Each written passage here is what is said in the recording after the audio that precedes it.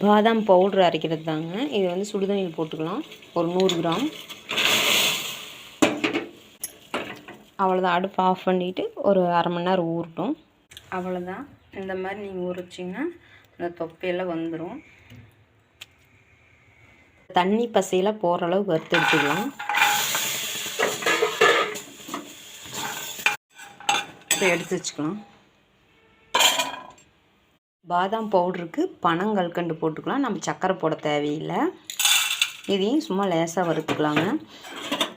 இது வந்து குழந்தைங்க பனங்கல்கண்டையும் போட்டு அரைச்சிக்கலாங்க.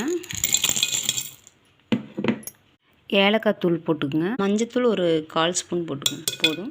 இதை வந்து என்ன பண்ணுறீங்கன்னா நல்லா நைஸாக அரைச்சிக்கலாம். நல்லா இந்த அளவுக்கு நல்லா நைஸ் பவுடர் அரைச்சிக்கோங்க.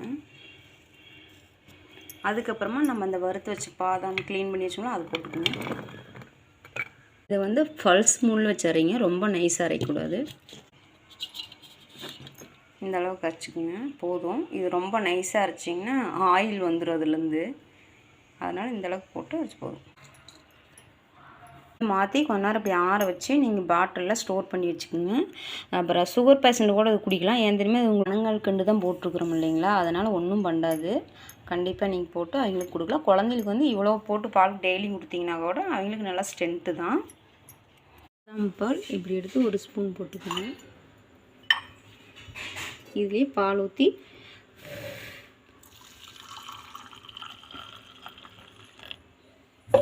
நல்ல மனம். நம்ம பாதாம் பால் ரெடி பண்ணோம்ல, ஓகே, நீங்களும் இதேமாரி செஞ்சு பாருங்கள் எப்படின்னு. இதில் என்னென்னா பனங்கல்கண்டு போட்டு செய்கிறதுனால சுகர் பேஷண்ட்டாக இருந்தாலும் அவங்களும் குடிக்கலாம். சுகரே கிடையாது, நார்மலாக நல்லா இருக்குது.